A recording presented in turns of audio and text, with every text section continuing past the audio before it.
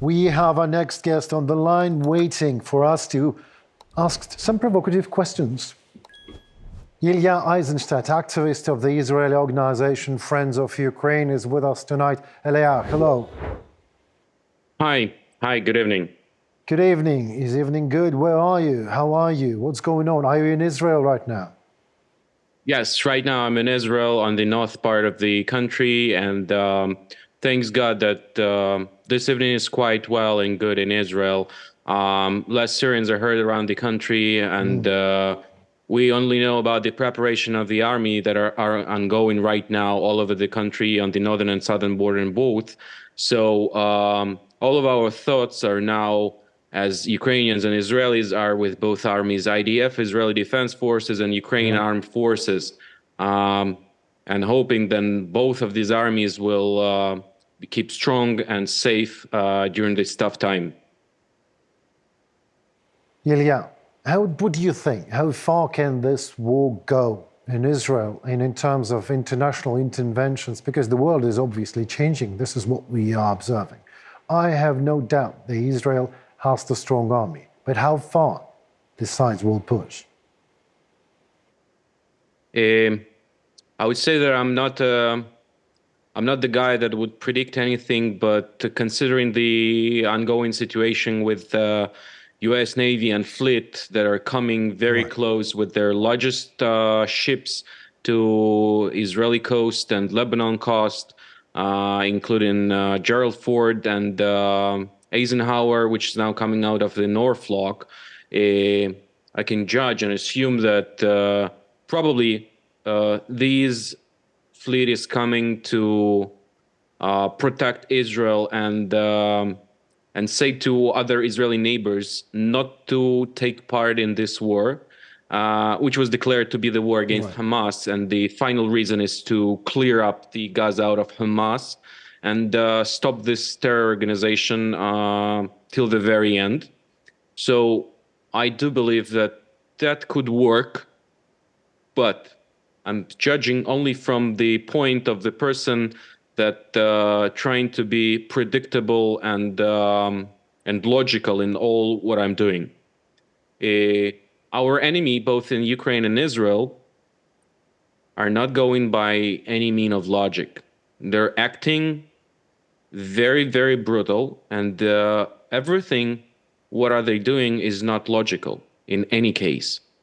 So basically, what I see now that the circles of history are going back and back. Absolutely. And now we're on the very edge of 1967 Six-Day War, and Israel exactly in the same position when he's supposed to defend itself so hard as Israel can, because this is not only about Israel. The same as in Ukraine is not about the Ukraine. It's about the whole world, because Middle East, Europe, it's all parts of the world where the biggest powers of the world, biggest economies are fighting for every piece of land, for every partner, for every country.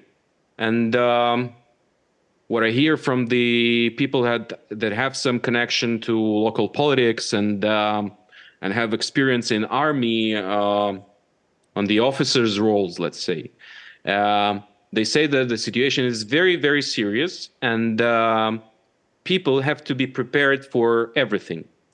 In terms of everything, from my point of view, I see the full-scale war on a few fronts. It could include Lebanon and Hezbollah with their Shia Iranian proxy, Hezbollah. It could include Iran. It could be rebels from Yemen. So it could be anyone who is supported by Iran or Russia or both of them. Why now? We follow the... Pardon me. I mean, this is so brazen. I mean, the consequences for terrorists could and should be very dire. It could be the end of it. Why now? Why all of them? They're so afraid, so not afraid. They are ready to be like, go imbue none of that. It's very complicated to understand for those who are not grown in the atmosphere of this very special piece of land, which is called Gaza Strip. Because what I see around the media and what I see from different Telegram channels, and what I've learned years and years ago, that from the very small age, every kid in Gaza is taught to be killed a Jew or an Israeli, and they do not recognize Israeli state. They call it a Zionist, blah blah blah, and they do not even think that this is a legit state, and people of Israel have right to live anywhere in the world. So all of the people grown in Gaza are ready to die for their ideas of this movement that is not very friendly to anyone except its members. And you know how Hamas was cruel in 2007 when they just expelled all of the representatives of Palestinian National Administration out of the Gaza Strip after they won elections. Actually, that was democratic elections, as they proclaim. But why it's happening right now, there could be a few reasons. First of all, it's negotiations before the deal with Saudi Arabia and Israel, which is part of the long-term policy of the state of Israel of becoming a good friend to all modern Arab countries that are developing countries with strong economy, in order to confront the Iranian threat, which is felt not only by the state of Israel, but other Gulf state and other regional countries. So this is the first reason that is discussed in the media. The second option, if we follow the war tactics, right? One of the things which is done in the army, you're trying to bring leverage from the left side of the front line to the right side of the front line, if you're a talented general or a commander on the front line. And that's the kind of a trick which is used during the war. So let's think of a world as a big front line where we had this axe of evil connected and headed by probably Moscow and supported by Iran, by Northern Korean Republic, Democratic People's Republic. Let's think about this in the terms that this is a general front line, Right. and the axe of evil is trying to move the leverage from now. We had the Ukraine. Now we saw the conflict in Armenia and Azerbaijan after the negotiations between Putin and Turkish president. Now we have the situation on the Middle East. And what is next? We've seen a couple of days ago reports from the general staff of South Korean army regarding the threat from Northern Korea, that they're preparing to attack South Korea.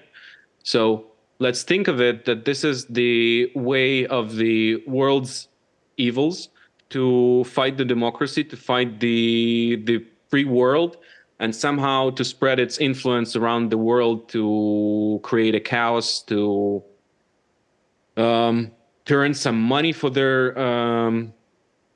another war, for their next war. Because what we've seen after the Saturday's attack, that the prices for oil are getting higher, and we know who's one of the biggest beneficiaries of this price rising. So in general, it could sound like a conspiracy, but still it goes in some very exact pattern, which is what have been seen for years when the Soviet Union used its proxies to influence different regimes in South America, in Africa, and the Middle East. So basically nothing new for the world's policies.